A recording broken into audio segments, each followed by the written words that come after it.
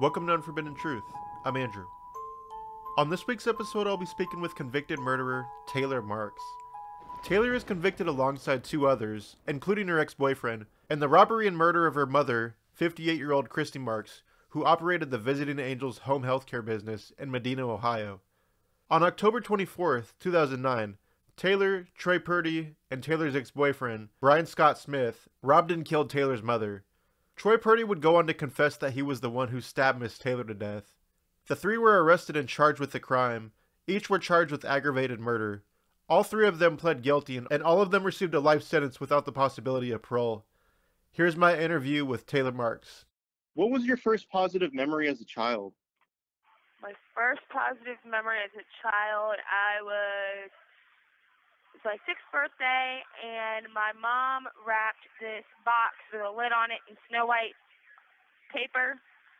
And when I opened the box, there was a Blue Merle Sheltie inside. What about your first negative memory as a child?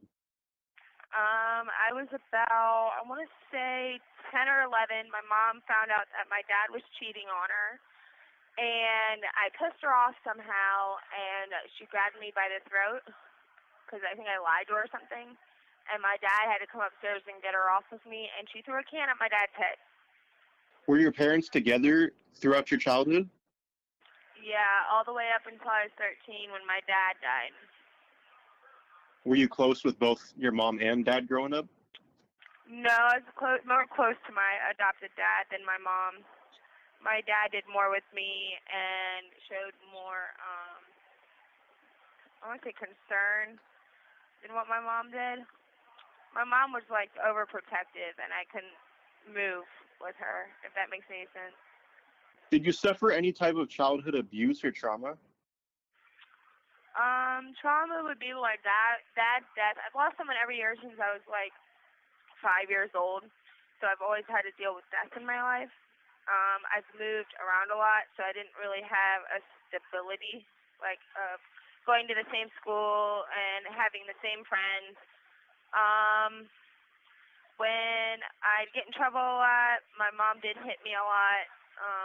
She kicked me out a lot when I got older, and then would bring me back. It's just different stuff with her.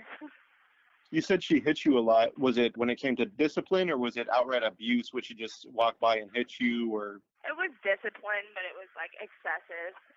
what was your behavior like growing up, starting as early as you can remember?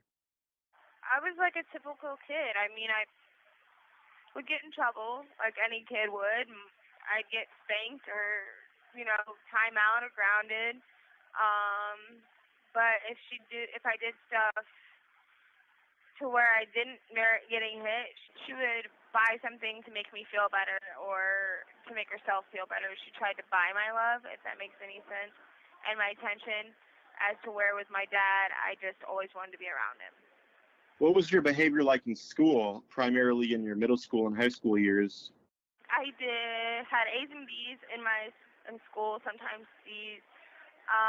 Kids really didn't like me, so I was bullied a lot. I did have some friends, but it was complicated, I guess, would be the best way to put it. Did you like school?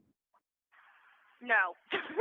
No, I hated school because I have learning disabilities, so it's very hard for me to stay focused and to remember things. What were your learning disabilities in school? ADD, ADHD, and dyslexia. So what's the extent of your education? I went to Akron University for a semester, and then I dropped out, and then I just couldn't get back into school because I got caught up in my case and stuff like that. Have you been diagnosed with any mental illnesses prior to being incarcerated or since being incarcerated?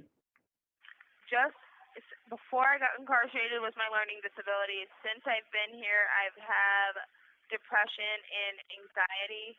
I also have a cutting disorder, but I had that outside of here, but nobody knew about it. Let's talk about when you met your ex-boyfriend and co-defendant, Brian Smith. How did you two meet? So I met him through my friend Happy, sort of. It's kind of weird. I met his cousin through a friend of mine, and then I met him through his cousin. So that's how I kind of met him. And I liked him because he was like a bad boy. So kind of thing, the wrong type of guy that my mom didn't want me to be with. Which I should have listened to my mom, but you know, teenagers don't listen. How was your and Brian's relationship? In the beginning it was good, but he likes to hit walls and very controlling, and like when I tried to call my mom or anybody on my cell, he would always have to be in the room. His sister would always have my cell phone if he wasn't around. His mom controlled a lot of the situation too. It was just a mess. I couldn't get myself out of the situation. It was just awful. How long were you two dating up until the crime occurred? Oh, Jesus. I want to say May of 2009 up until October 2009. So May, June, July, August, September. 6 months. Let's kind of switch gears. Let's talk about the crime you're in prison for. Can you walk me through the events that took place on October 24th, 2009, as much as you can recall? Much as I can recall. Okay. So, well, I have to go forward a little bit.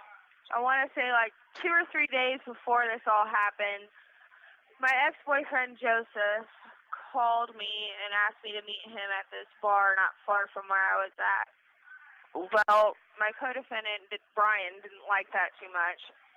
So he told him that if he ever called me again, that he would kill him. And so he never called me again.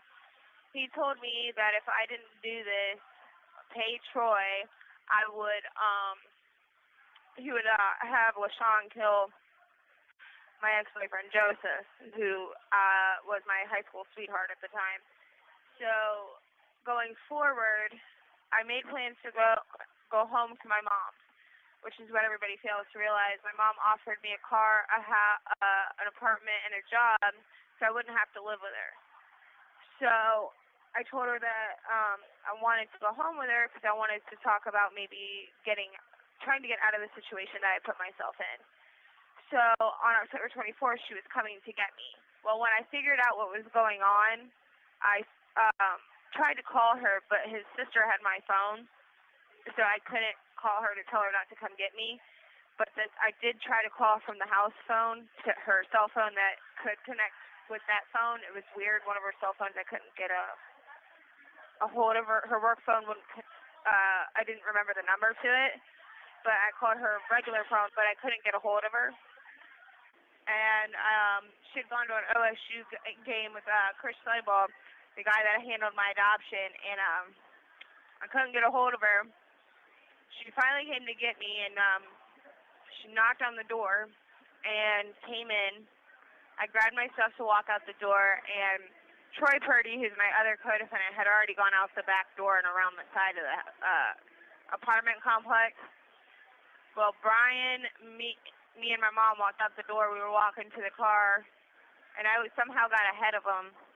And Troy came around the side of the house and knocked my mom down and stabbed her 16 times in the side. I was screaming at Brian to get Troy off of her, but he was egging him on. And they both took off. They both took off running. I ran after them to try to get Brian to help me. He wouldn't. So I screamed for the phone, and I screamed for his mom to get the phone so I could call 911.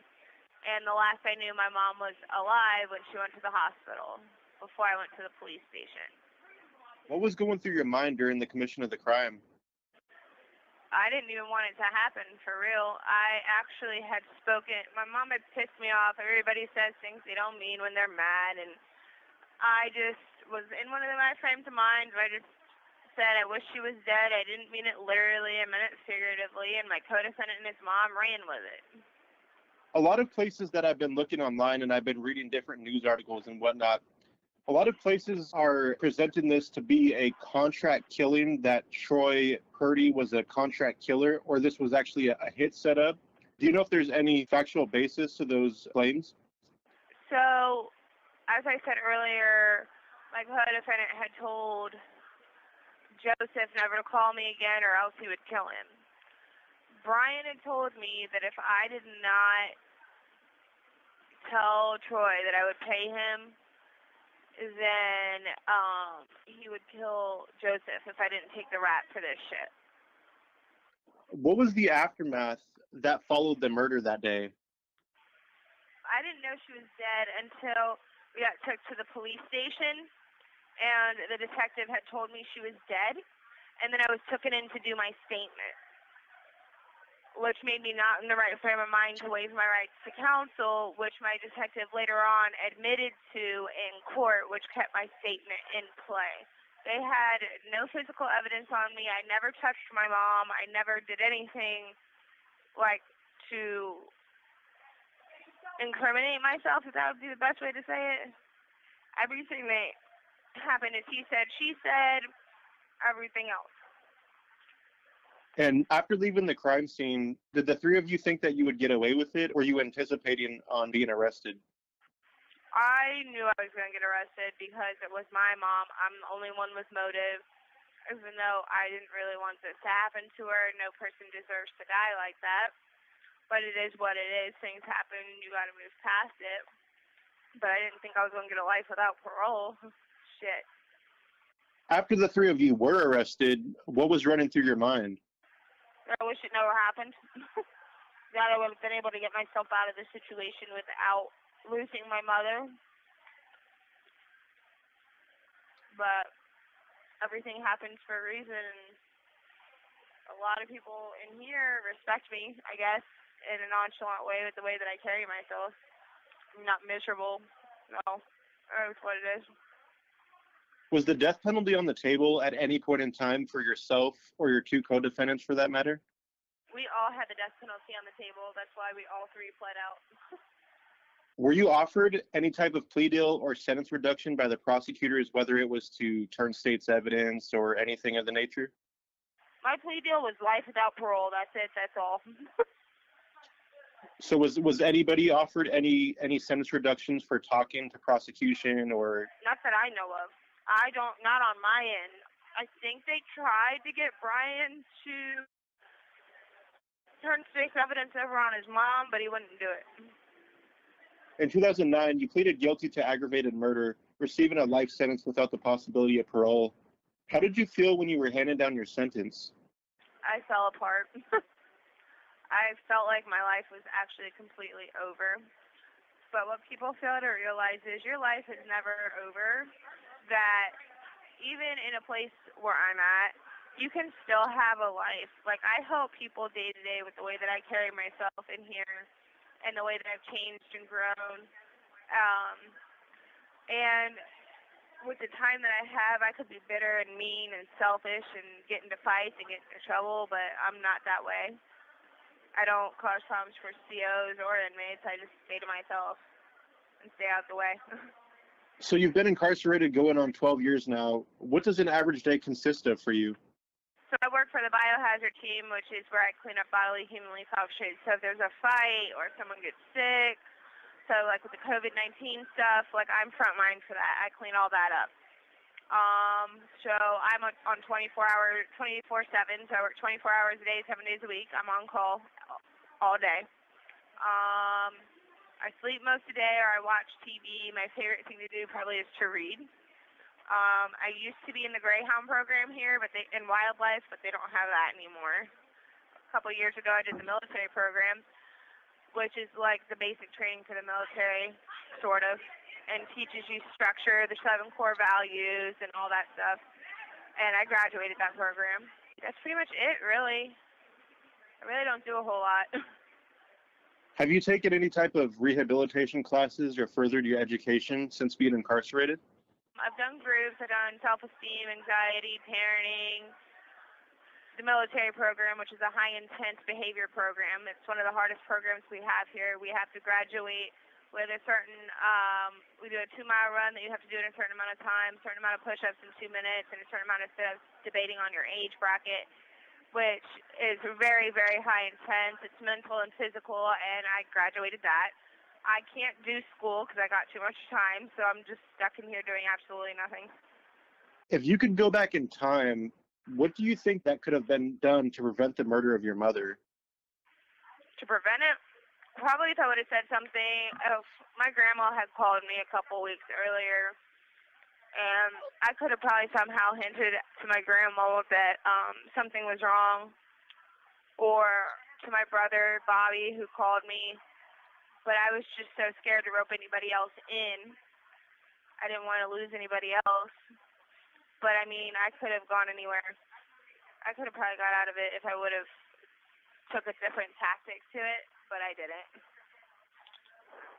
Before we conclude this interview, is there anything that you would like to talk about that we haven't covered yet?